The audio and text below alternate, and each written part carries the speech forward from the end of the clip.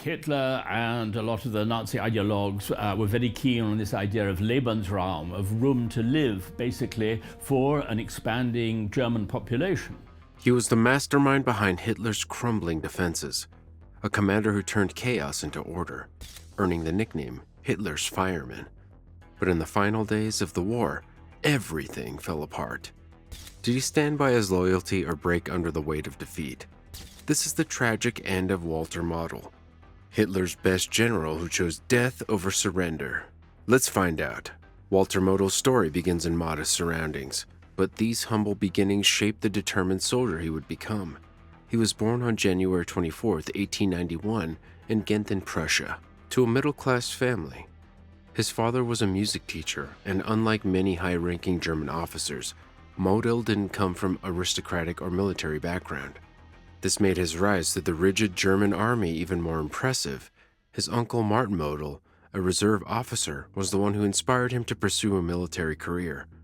Hearing stories of discipline and bravery, young Walter saw the army as a way to achieve something bigger. When Model joined the Army Officer Cadet School, he didn't stand out as a star student. His performance was just average, but what he lacked in natural talent, he made up for with sheer determination. He worked harder than most and developed a reputation as someone who never gave up, no matter how difficult the challenge. Model's first real experience of war came during World War I, where he served on the Western Front. Life in the trenches was brutal, with constant danger from artillery, mud, and relentless fighting. Model faced these challenges head-on, often putting himself in harm's way. He was wounded several times but always returned to the fight. His courage didn't go unnoticed. He earned the Iron Cross, First Class, a significant honor. By the end of the war, he had risen to the rank of captain, a big achievement for someone from his background. After the war, things didn't get easier. The Treaty of Versailles had severely limited Germany's military, capping the army at just 100,000 men. Competition for positions was intense, but Model managed to secure a place in the Reichswehr, the new German army. His ability to think strategically and stay focused made him stand out. He also showed a talent for innovation, which became crucial as Germany worked secretly to rebuild its military under the radar. During the 1920s and 1930s, Model took part in these secret operations to strengthen Germany's army. Using civilian fronts as a cover, he helped develop new tactics and test modern military technology. One important organization involved in this effort was the Truppenamt, a disguised planning group. Model's attention to detail and ability to plan earned him respect from senior officers like Wilhelm Keitel and Friedrich Paulus, who would later rise to prominence in World War II. By the time Adolf Hitler began rearming Germany in the 1930s, Model had already proven himself. His strong work ethic and dedication caught the attention of his superiors. Unlike many traditional Prussian officers, Model's middle-class background appealed to Hitler, who distrusted the old military elite. Model's loyalty to the Nazi regime and his practical approach made him a favorite, setting him up for the rapid rise that would follow. When World War II began, Model quickly proved himself as a leader. As Chief of Staff for the Fourth Corps, he played an important role in the invasion of Poland. This campaign was the first major test of Germany's blitzkrieg strategy, fast, coordinated attacks designed to overwhelm the enemy. Model's skills in organizing and managing logistics helped keep operations on track during the chaos, earning him praise from his superiors. His work was key to the quick success of the invasion. After Poland, Model's reputation continued to grow. During the invasion of France in 1940, he again showed his ability to adapt to fast-changing situations. As German forces advanced rapidly, Model helped ensure that his unit stayed organized and effective. His strong performance in both campaigns set him up for even bigger responsibilities when Germany launched Operation Barbarossa, the invasion of the Soviet Union in 1941.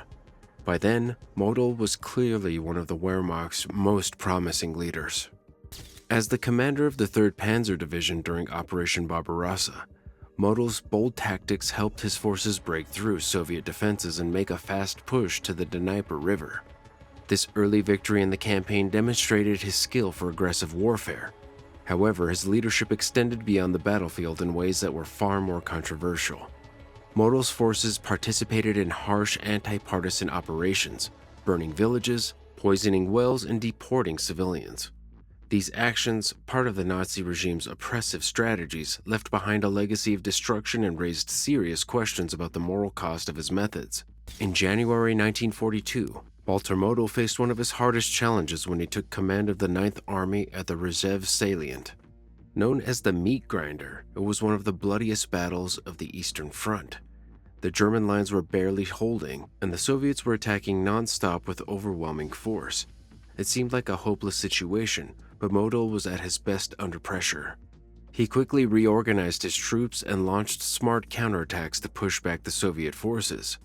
Using limited resources effectively, he built strong defensive positions and managed his troops with care. These efforts stopped the Soviet advance and caused massive losses for the Red Army. His leadership turned the tide at Rzhev, earning him the nickname Lion of Defense. The Battle of Kursk in 1943 was a key moment in Model's career. He was put in charge of the northern sector of Germany's offensive, facing strong Soviet defenses that were ready for the attack. Model had already warned Hitler that the operation would fail because the Red Army was too well prepared.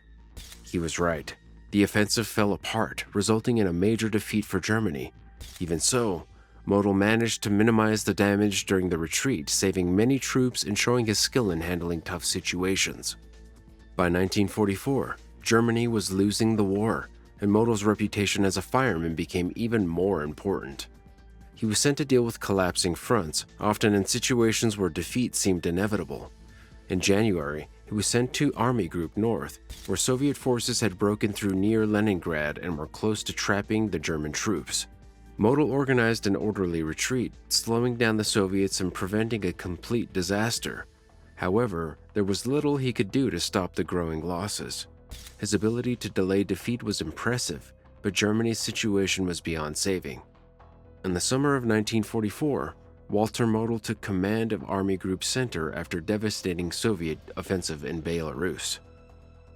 The German front was in ruins, and the situation was dire. Even with the odds, Model managed to slow down the Soviet advance, giving Germany a bit more time. Even though the collapse couldn't be stopped, his efforts earned him respect, even from those who didn't always agree with him. On the Western Front, Model led Army Group B after the Normandy invasion. One of his key moments came at the Falaise pocket, where he helped tens of thousands of German soldiers escape the encirclement. However, they had to leave most of their equipment behind, making it a bittersweet success. Later, during Operation Market Garden, Model faced another major challenge. At first, he underestimated the scale of the Allied airborne assault aimed at capturing key bridges in the Netherlands. But once he realized the full scope of the attack, he acted quickly. Using the resources he had, he organized a strong defense that stopped the Allies in their tracks. This is one of the few German victories during a year filled with defeats and showed that even in desperate times, Model could still make an impact. Model's relationship with Hitler was complicated. Hitler often relied on him during the worst crises, trusting his skill to handle impossible situations. But their relationship wasn't smooth. Model sometimes pushed back against Hitler's unrealistic orders, creating tension between them. Despite this, Model stayed loyal to the Nazi regime and carried out his brutal policies, including scorched earth tactics that destroyed entire regions. These actions left a dark mark on his legacy. By April 1945, Model's situation was dire.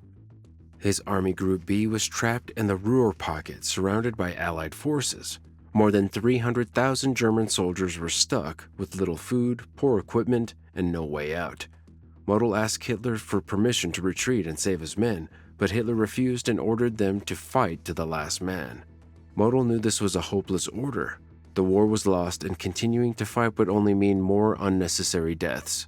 As the situation in the pocket worsened, Model became increasingly delusioned. When Joseph Goebbels publicly called him a traitor for allowing his forces to dissolve, it was a crushing blow.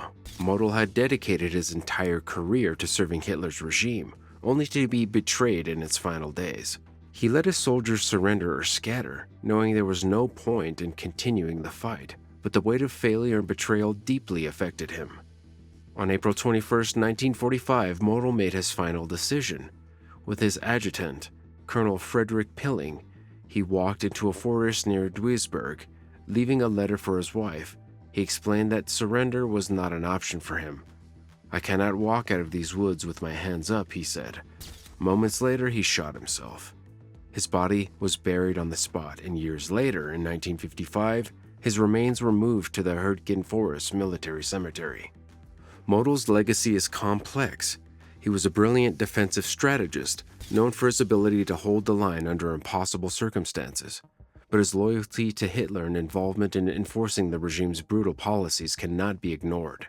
Was he simply doing his duty as a soldier, or was he complicit in the atrocities of the Nazi regime? The debate continues, but Modul's tragic end reminds us of the human cost of war and misplaced loyalty.